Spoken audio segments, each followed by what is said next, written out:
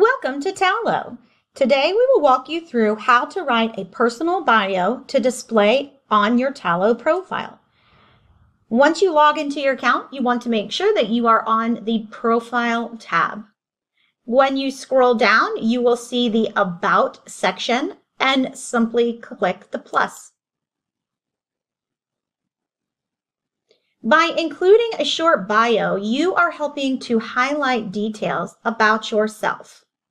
You can see on the left-hand side, we have recommendations, tool tips, and help ideas for what should go into this section.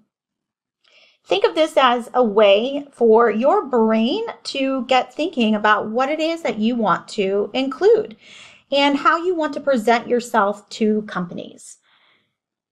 You'll see your first and last name, several areas for you to complete. Once you're ready to start typing, select your cursor into the bio section.